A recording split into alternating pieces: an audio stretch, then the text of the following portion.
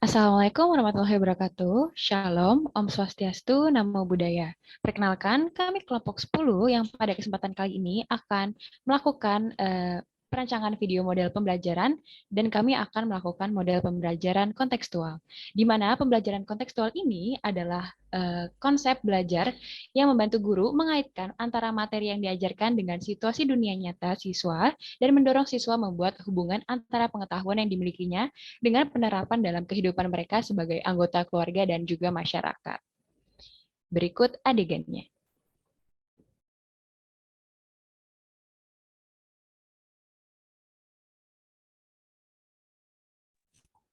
Pada kelompok 10, di sini ada Rifki Raihandika sebagai guru, Nabila Afifah sebagai murid, Riko Ramanda sebagai murid, Arman Raffi Muhammad sebagai murid, Salma Putri Lizar sebagai murid, Muhammad Davinsyah sebagai murid, dan saya Mishkat Aduya sebagai murid.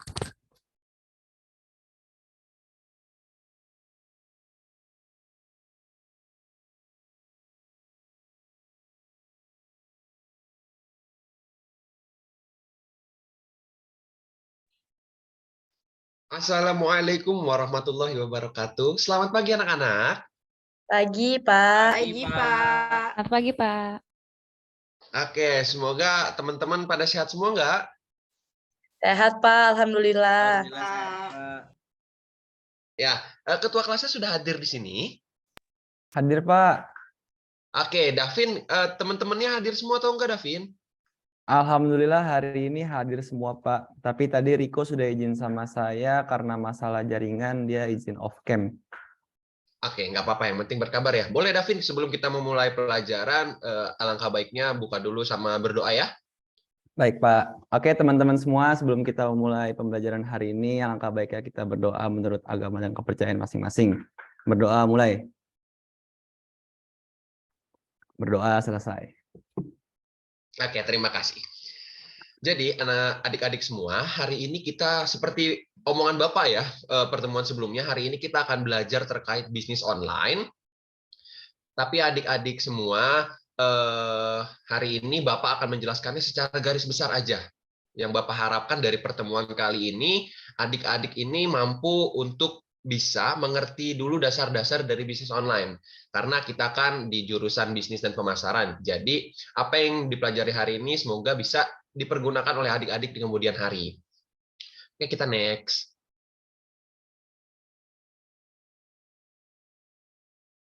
Ya, untuk sebelum kita masuk ke materi ini, Bapak mau ngasih stimulus dulu sama adik-adik semua. Ada yang tahu nggak sih bisnis online itu apa? Boleh? Langsung on mic aja. Saya, Pak, boleh mencoba untuk jawab? Oke, boleh Nabila. Oke, kalau menurut saya, bisnis online itu merupakan bisnis yang kegiatannya itu nggak perlu bertemu langsung gitu loh, Pak, secara fisik antara penjual dan pembeli. Kayak gitu sih, Pak, menurut aku. Oke, jawaban yang bagus. Kalau misalnya tadi Nabila udah jawab, sekarang Bapak mau laki-laki yang jawab. Ada yang berani? Boleh saya, Pak? Iya, boleh Arman. Kalau menurut saya, bisnis online itu bisnis yang dilakukan dengan perantara barang elektronik dan juga tersambung oleh internet, Pak. Oke, good point Arman. Jadi teman-teman, terima kasih Arman sama Nabila yang udah berani untuk memberikan pengertian dasar ya. Boleh kita lanjut? Jadi teman-teman, bisnis online itu merupakan bisnis dan segala kegiatannya, aktivitasnya untuk mendapatkan keuntungan dengan memanfaatkan internet sebagai medianya. Jadi bisnis online ini berbeda banget sama bisnis offline yang teman-teman tahu. Boleh di next? Kalau misalnya di kehidupan nyata, teman-teman, bisnis online itu sama bisnis offline itu memiliki perbedaan. Misal kita kaitkan dengan kehidupan teman-teman sekarang ya, kehidupan adik-adik. Karena Bapak ngomongnya seperti yang Bapak kemarin bilang, teman-teman sama adik-adik karena umur kita nggak terlalu jauh ya. Jadi perbedaan dari bisnis online dan bisnis offline itu, adik-adik, pertama ada di modal usaha. Untuk modal usaha dari bisnis offline, yang pasti adik-adik tahu kalau misalnya modal usaha dari bisnis offline itu besar, berbeda sama bisnis online. Modal usahanya itu jauh lebih kecil. Terus yang kedua, jangkauan pasar. Kalau misalnya adik-adik tahu, jangkauan pasar dari bisnis online itu sangat luas. Adik-adik bisa menjangkau pasar-pasar nasional maupun internasional. Tapi kalau misalnya bisnis offline, adik-adik hanya mempunyai jangkauan pasar yang lokal-lokal situ aja, di mana bisnis adik itu tempatnya berdiri. Terus yang ketiga itu perbedaannya ada waktu bekerja.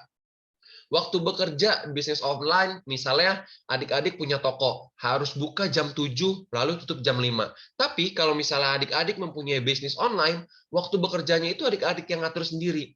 Mau bekerja 24 jam, mau bukanya kapan, mau tutupnya kapan, itu terserah adik-adik yang mempunyai bisnis online. Terus yang terakhir itu ada di perbedaan sistem pemasaran. Kalau misalnya bisnis offline, sistem pemasarannya yang kalau adik-adik lihat gitu ya, di kehidupan adik-adik atau adik-adik pernah menjumpainya, kayak di brosur, banner, sama selebaran pamflet-pamflet gitu. Tapi kalau misalnya di bisnis online, sistem pemasaran itu jauh menggunakan digitalisasi. Karena zamannya udah canggih, jadi sistem pemasarannya itu nggak perlu keluar duit banyak, nggak perlu keluar modal banyak, karena bisa menggunakan media sosial. Boleh di next lagi?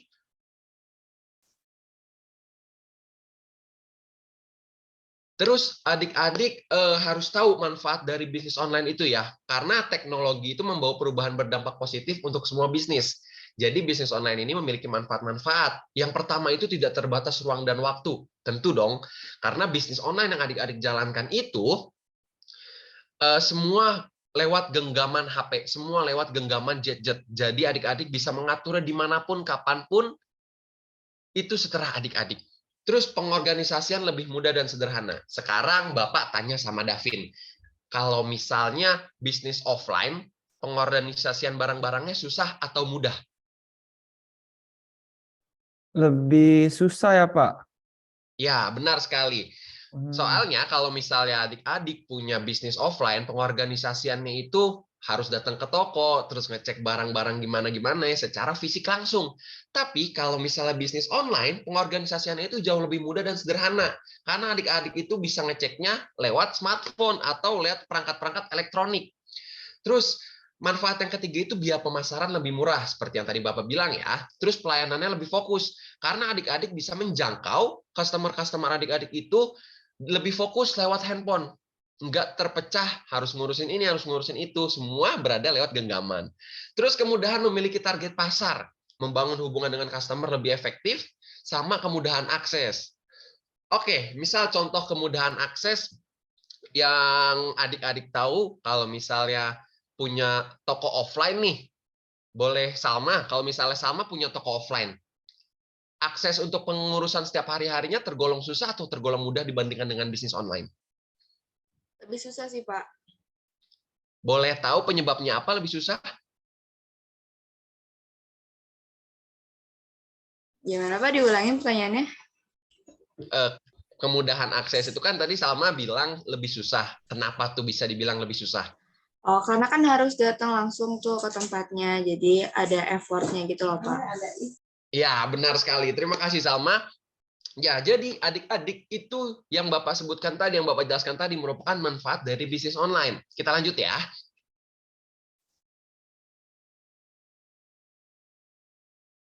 Nah, terus sekarang adik-adik ini harus tahu jenis-jenis bisnis online.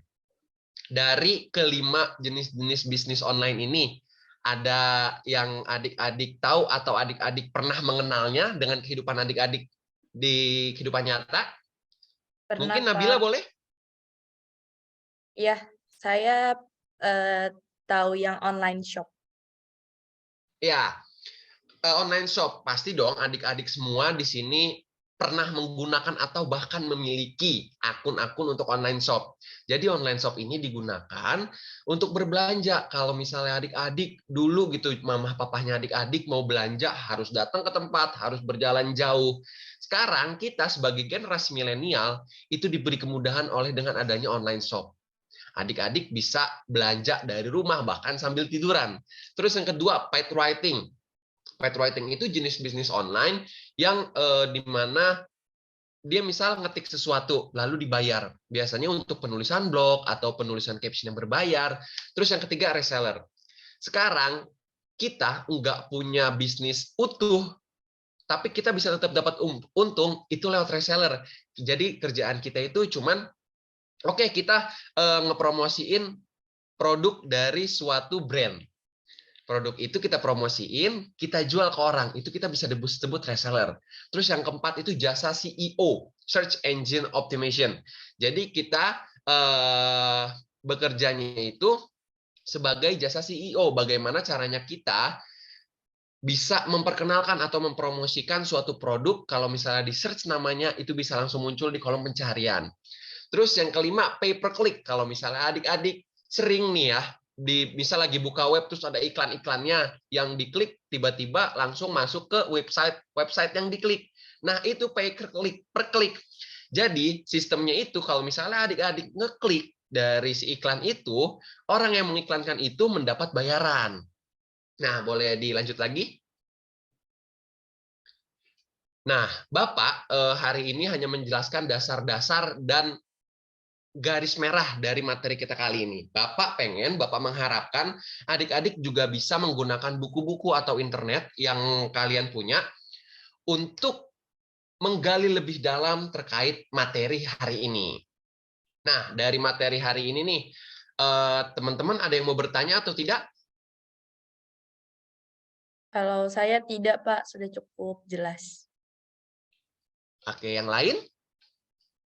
Sudah cukup, Pak. Oke, kalau sudah cukup, sekarang Bapak minta salah satu dari kalian memberikan kesimpulan terhadap materi pelajaran kita pada pertemuan hari ini. Saya mau, Pak. Oke, boleh Salma. Oke, dari yang saya catat tadi, kesimpulan yang bisa saya ambil, bisnis online ini merupakan suatu kegiatan yang bertujuan buat mendapatkan keuntungan nih dengan memanfaatkan internet sebagai media buat menjalankan bisnisnya. Terus ada empat perbedaan juga antara bisnis online dan offline, yaitu ada di modal, waktu kerja, sistem pemasaran, sama jangkauan pasar. Terus juga manfaatnya yaitu ada mudahnya akses dan tidak terbatasnya ruang dan waktu, sampai kemudahan memilih target pasar. Itu aja sih, Pak. Baik sekali, ulasan yang bagus Salma, terima kasih. Berarti dengan gitu Bapak anggap kalian semua telah memahami pertemuan pada hari ini. Kalau misalnya kita jalan-jalan pasti kan selalu ada oleh-oleh ya. Nah, Bapak punya oleh-oleh buat adik-adik semua.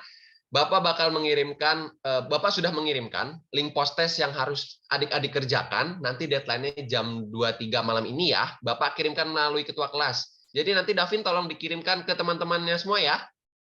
Siap, Pak. Oke, kalau misal begitu cukup pertemuan hari ini. Davin boleh dipimpin dulu teman-temannya untuk menutup pelajaran hari ini dengan berdoa. Baik, Pak. Oke, teman-teman, sebelum kita menutup pembelajaran hari ini, mari kita berdoa menurut agama dan percaya masing-masing. Berdoa dimulai. Amin, amin, ya rabbal alamin. Sudah, Pak. Oke, terima kasih banyak Davin. Adik-adik semua, untuk pertemuan selanjutnya kita bakal ngebahas terkait materi dari bisnis retail ya. Jadi tolong dipersiapkan. Cukup sekian pertemuan Bapak hari ini sama teman-teman. Kurang lebihnya mohon maaf. Wassalamualaikum warahmatullahi wabarakatuh. Waalaikumsalam. Terima kasih, Pak. Terima kasih, Pak. Terima kasih, Pak. Terima kasih. Baik, begitulah reka adegan dari pembelajaran kontekstual. Guru sudah menjelaskan pembelajaran menggunakan pembelajaran kontekstual, sudah melakukan evaluasi berupa post-test, dan juga guru sudah melakukan penerapan terhadap pembelajaran dengan mengaitkan dengan situasi dunia nyata sesuai dengan pembelajaran kontekstual. Begitu sudah pemaparan dari kelompok kami. Apabila kurang lebihnya mohon maaf. Wabillahi taufiq wal hidayah. Wassalamualaikum warahmatullahi wabarakatuh.